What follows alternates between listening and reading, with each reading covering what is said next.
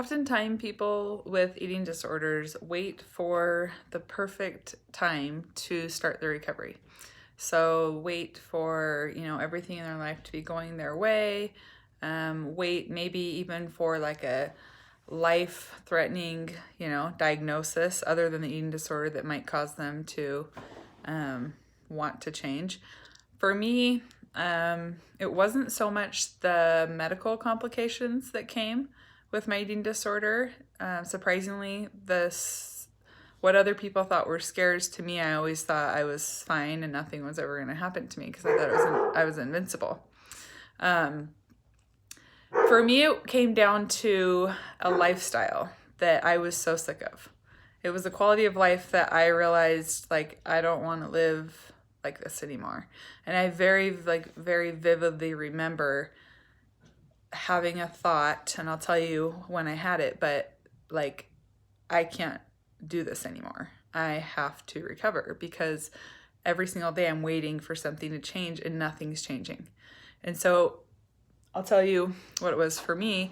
I was on a houseboating trip with my whole family, all my siblings and their kids and my kids and tons and tons of people. And instead of being able to just freely like hop on the houseboat like everyone else, I had 2 Yeti coolers, like the coolers that you bring camping to store to keep cold for a long time.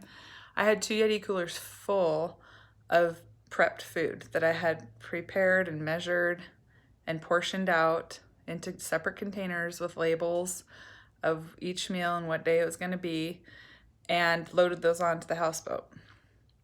I remember when everyone else was swimming and having fun and going down the slide on the houseboat, I was stressing out over not being able to do my gym routine.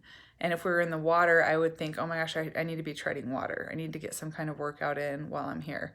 And I just remember being so aware of how everyone else was able to enjoy themselves and were just very free around food and didn't think twice about the fact that nobody, they weren't exercising for that week. And I just remember thinking, I'm so sick of this. I am so sick of this mental torture that I'm experiencing every day. I'm sick of the anxiety and the guilt. I'm sick of it. And I had like this awakening where like I said, it wasn't this like life-threatening thing. It was, I have to be the person to make these changes. And it like hit me really hard. Nobody's going to fix this for me.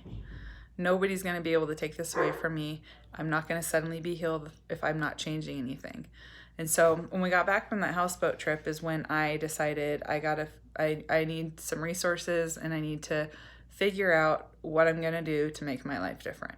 And so I think once I took control and realized I had the power to do that, is when I started finding answers. That's when I came across Tabitha and her YouTube videos, and started seeing that the little actions that I do and change felt so hard at the moment, but just the simple act of me tackling my fear foods and me going cold turkey on exercise and me working so hard on body image and just stopped criticizing and picking apart my body and just decided I can't right now. I have to just have the thought and push it away, have the thought, push it away, because it doesn't just stop instantaneously.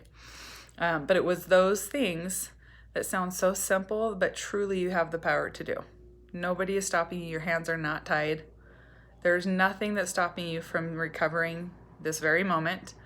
And nothing is going to get you recovered this very moment or ever if you don't change things. And so that's just something that I'm so passionate about. Reassess your life. I'm assuming if you're on this channel and you're watching my videos that you struggle with an eating disorder or know someone who does.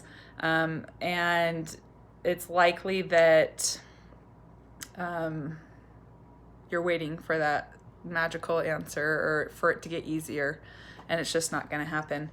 So on that note, I hope that helped kind of get some of you motivated to make changes. And if so, I'd love to hear in the comments what changes and things you're going to set out to accomplish. All right, bye.